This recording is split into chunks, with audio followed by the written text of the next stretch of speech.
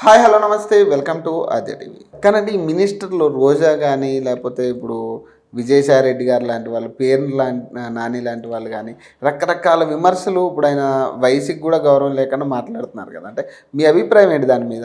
ఇప్పుడు వాళ్ళ విజ్ఞతకు వదిలేయాలి. అది అందరా కడుపుకు అన్నం తింటున్నారో ఇంకేం తింటున్నారో వాళ్ళకి తెలవాలి. ఎందుకంటే ఒక సంస్కారం ఉన్నటువంటి కుటుంబంలో పెరిగితే సంస్కారవంతంగా మాట్లాడతాం.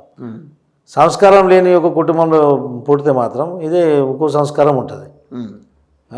ఇప్పుడు ఒక ప్రతిపక్ష నాయకుడు ఆయన అనుభవంతం ఈ వయసు లేదు. అవును, ఆయన దగ్గర పెరిగిన వాళ్ళే కదా వీళ్ళందరూ. తెలుగుదేశం పెట్టిన భిక్షతోటి ఈరోజు వీళ్ళంతా ఇప్పుడు ఆయనను విమర్శించే స్థాయికి వీళ్ళు వచ్చారు. అంటే ఒక అక్కసు మేము ఆయనను విమర్శిస్తే జగన్ దగ్గర మాకు ప్లస్ అవుతుంది. కానీ అంటే ఈ పవన్ కళ్యాణ్ టీడీపీ కలవడం వల్ల అసలు ఎవరికి ఉపయోగం, ఎవరికి నష్టం అనేది ఒక పాయింట్. అసలు ఈ పొత్తు వర్కౌట్ అవుతుందా? అంటే క్యాడర్లో కానీ పవన్ కళ్యాణ్ జనసేన క్యాడర్ కానీ టీడీపీ క్యాడర్లో కలిసి పనిచేసే ఛాన్స్ ఉంటుందా క్యాడర్? ఇప్పుడు పిల్లుల కొట్లాట్లో కోతిలా పడ్డట్టు కొన్ని విషయాలు జరుగుతాయి. ఇప్పుడు మా నాయకుడు లోపల ఉండడు, మా నాయకుడు జైల్లో ఉన్నాడు, మా పార్టీ ఇప్పుడు స్తబ్దతగా ఉంది, ఇబ్బందులు ఉంది. మరి పరామర్శించడానికి వచ్చారు పెద్ద మనిషి. పొత్తుల ప్రస్తావన ఎందుకు అక్కడ? అవును, ఆయన ఏం ఆలోచించుకొని వచ్చాడో. ఇప్పుడు మై పర్సెప్షన్ ఏంటంటే ఆయన ఇంబ్యాలెన్స్డ్ పర్సన్. పవన్ కళ్యాణ్ ఎక్కడ కానీ ఇప్పటిదాకా ఆయన బ్యాలెన్స్డ్గా మాట్లాడింది ఇప్పటిదాకా నేను చూడలేదు. ఇంబ్యాలెన్స్డ్ అంటారు. అక్కడ వచ్చిండ్రు, పరామర్శించారు, ఆయన మీద పెట్టినటువంటి కేసుల గురించి మీకు తెలిస్తే మాట్లాడండి, లేకుంటే ఊరుకోండి, అంతే కదా. మీరు వచ్చింది పరామర్శకి, పొత్తుల గురించి కాదు కదా.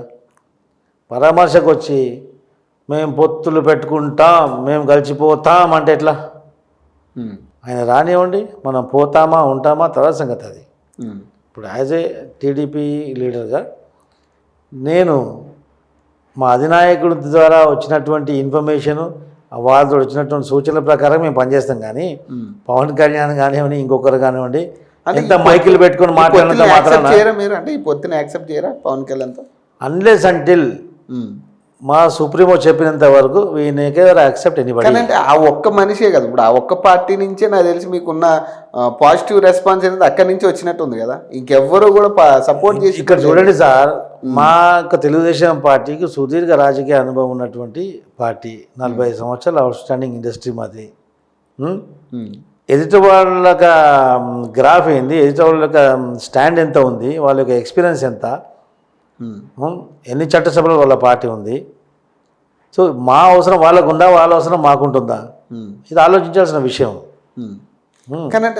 ఏదో పార్టీ ఇబ్బందులు ఉంది, నేనేదో పార్టీని కాపాడుతున్నాను ఒకవేళ వారు అనుకుంటే మాత్రం అది పప్పులో కాలేసినట్టు. వాళ్ళు సింహం ఒక కాలు వెనకకేసిందంటే భయపడి కాదు, వ్యూహరచన కోసం. వ్యూహరచన జరుగుతుంది, definitely will go forward, no problem. అంటే ఇంకోటి అంటే ఇప్పుడు ఏపీ రాజకీయం ఎలా అయిపోయిందంటే చంద్రబాబు నాయుడు ఆల్రెడీ లోపల పెట్టారు.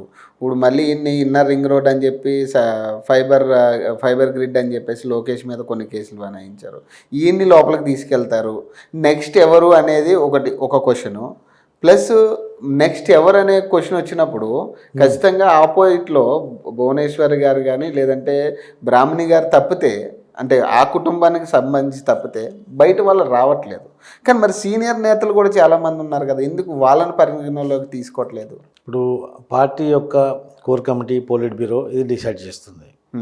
ఎందుకంటే ఇప్పుడు బెయిల్ ఎప్పుడు వస్తుందో, ఆయనకు కేసు క్వాష్ అవుతుందో, చంద్రబాబు నాయుడు గారు ఎప్పుడు బయటకు వస్తారనేది ఇప్పటి వరకు ఒక బ్లైండ్ ప్రయత్నంగా చేస్తున్నాం. ఈ ఒక 1 వీక్ 10 డేస్లో ఇక వేరే రూట్కి వెళ్తుంది ఇది. ఎందుకంటే ధర్నాలు చేయడం, ప్రజాస్వామ్యయుతంగా చూడడం, ఇవన్నీ మనం చేస్తూ ఉన్నాం. ప్రజలను చైతన్యపరచడం, వాళ్ళు స్పందించి మనకు సానుకూలంగా స్పందిస్తారని చెప్పేసి మన యొక్క ప్రయత్నం మనం చేసాం.